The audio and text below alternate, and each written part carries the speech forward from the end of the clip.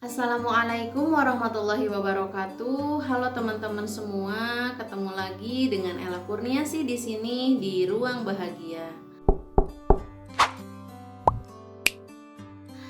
Semoga kondisi teman-teman semakin sehat, semakin bahagia, semakin tenang, dan semakin bisa menikmati proses demi proses sehingga tidak terasa nantinya teman-teman bisa sembuh dengan total gitu ya teman-teman, tidak kumat-kumat, pokoknya sehat. Teman-teman, pada kesempatan kali ini saya ingin membahas satu pertanyaan yang muncul di kolom komentar tentang efek dari kurang tidur bagi penderita GERD dan anxiety. Nah, bagi teman-teman yang ingin mengetahui informasi ini secara detail, tonton video ini sampai akhir. Jangan lupa like, komen, dan share kepada banyak orang agar video ini menuai banyak manfaat dan kita semua bisa sembuh dari penyakit GERD dan anxiety yang menyebabkan diri kita mungkin sempat terpuruk atau putus asa dan lain sebagainya gitu loh teman-teman ya.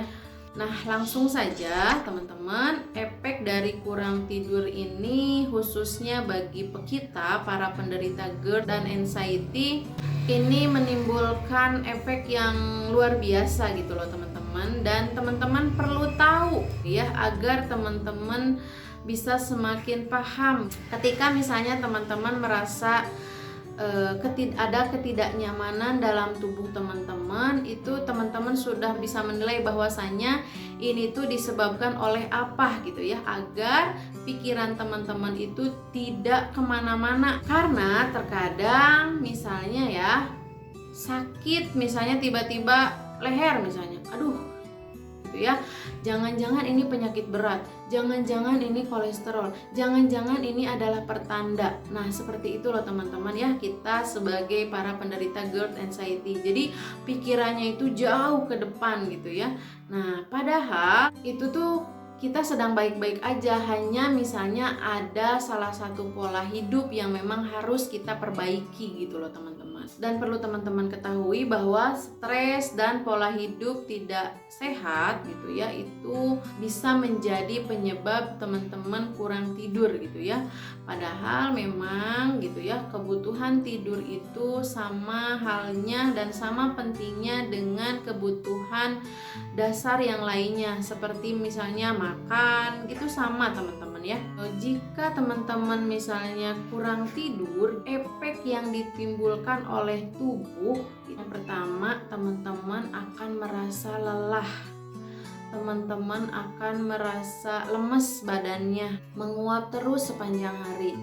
Misalnya nih, tiba-tiba saya tuh sebenarnya sudah tidur 8 jam yo semalam tadi gitu, tapi kok sekarang ngantuk lagi gitu. Nah, teman-teman perlu evaluasi lagi ya, apakah tidur 8 jamnya ini berkualitas atau misalnya kebangun-bangun di saat malam, atau misalnya kita merem tapi memang kita tuh sadar gitu loh ya.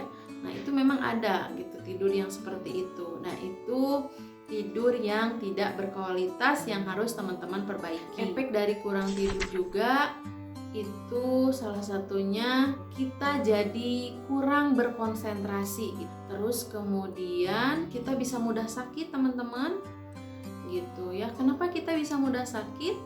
Karena sistem kekebalan tubuh gitu ya, itu menghasilkan protein yang bernama sitoksin. Sitoksin ini dilepaskan tubuh pada saat kita tertidur.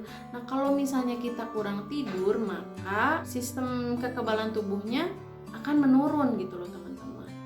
Dan misalnya teman-teman jangan heran ya, ketika teman-teman kena GERD anxiety misalnya, terus kemudian kalian daya ingatnya menurun, itu bukan efek dari teman-teman akan Alzheimer gitu ya, akan sakit Alzheimer, tidak teman-teman. Itu memang efek dari kurang tidur teman-teman ya gitu. Jadi pemikirannya jangan terlalu jauh gitu loh teman-teman, karena itu salah satu yang saya takutkan dulu ketika saya sedang di puncak atau di fase yang tidak bisa tidur gitu ya.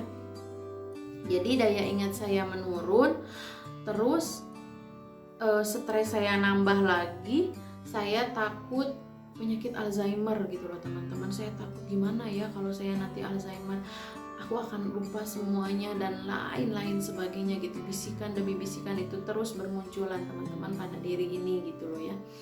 Nah, tapi bagi teman-teman yang saat ini sedang merasakan itu, stop berpikir terlalu jauh gitu loh teman-teman. Karena memang teman-teman hanya perlu memperbaiki pola hidup, yaitu tidur gitu ya. Teman-teman jangan kurang tidur lagi. Kita itu harus pintar-pintar mengevaluasi gitu ya teman-teman, mengevaluasi diri, salah kita tuh di mana gitu ya.